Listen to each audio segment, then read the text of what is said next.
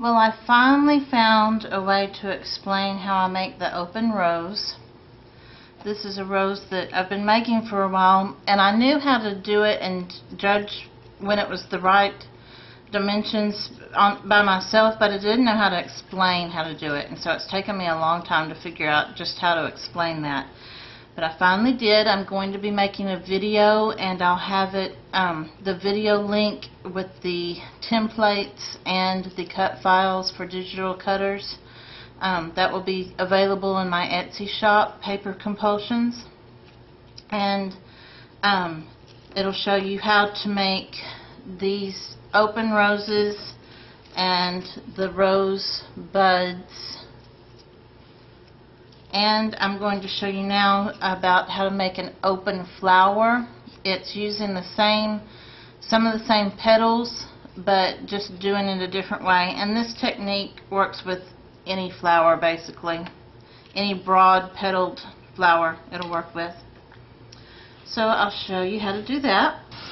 You're going to start with 2 large, a medium, and a small. They don't have to be exact dimensions of anything, just 2 of your larger ones, a medium and a small. You could do it with just 1 large, medium, and small. And this one has just a large, medium, and small layer. And you can see on that bottom layer it's a little uneven. And this one has 4 layers, and you can see on the bottom layer all the way around it, it's more filled in, as opposed to on this one there are gaps where the petals would be. And it's just depending on what look you're going for.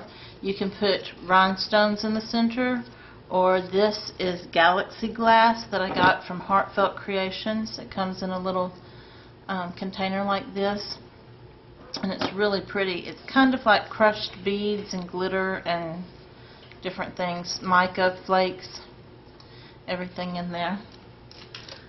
This was more galaxy glass in the black. This one had 4 petals, 4 petal shapes, and this one has a pearl and just had 3 petal shapes. So it just depends on what you're going for. You'd have 2 large, a medium, and a small, or a large, medium, and small. I cut them out of white cardstock. This is 110-pound cardstock, and I'll put the name on the screen, and I just get it at the office supply store.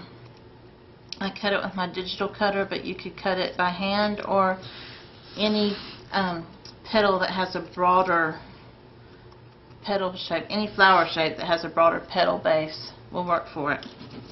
And I'll start with one of the large ones. I'm going to use a needle tool like this.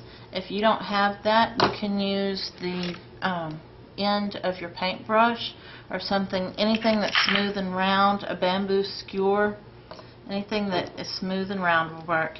I'm going to grab it at the base and put the tool under the petal and put my thumb on top and just slide it out like that. And I'll do it a couple of times on each petal. And this curls it some, and then I'll bend the petals up, and what I do is I pinch it and just kind of bend it up at a 90-degree angle, but I'm also kind of pushing that petal under like that. Let's see if you can see that better. Like that. I put my finger under it and kind of push up. And then I'll do the rest of the petals. I'm putting the tool underneath that petal. I'm going to hold it securely at the base of that petal so that I don't tear it off. If you do tear it off, you can just glue it back in place and layer your other petals on top of it, and you won't notice.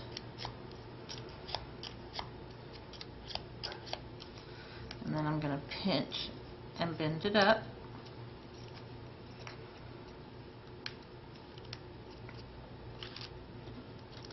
With my medium, I'm going to do the same thing. These are smaller. I'm just probably going to do these once.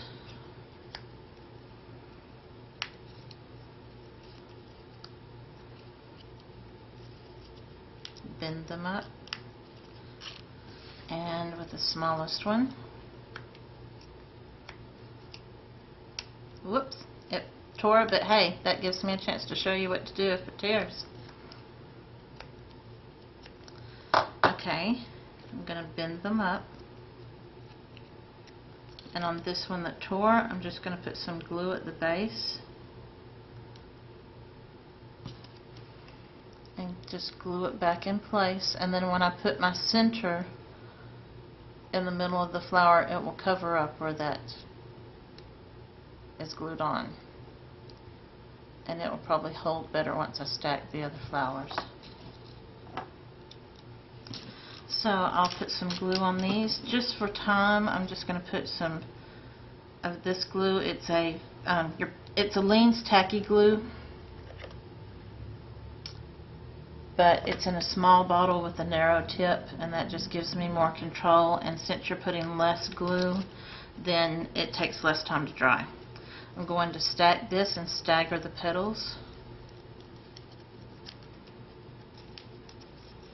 Press down in the center so that you're getting contact with that glue.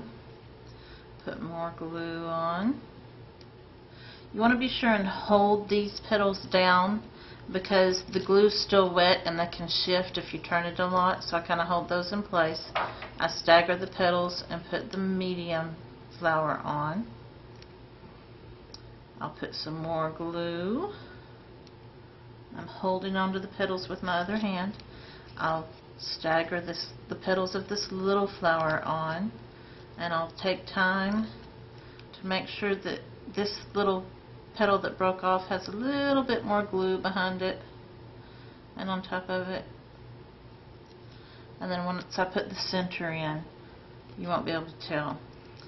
For this one, I would probably put beads or the galaxy glass so that it covers it up really well.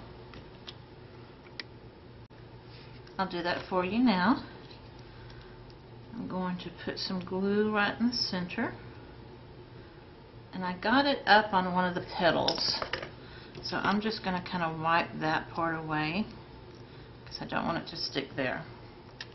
Then I'll take the galaxy glass that's like little seed beads and glitter and such. And I'll kind of press it down.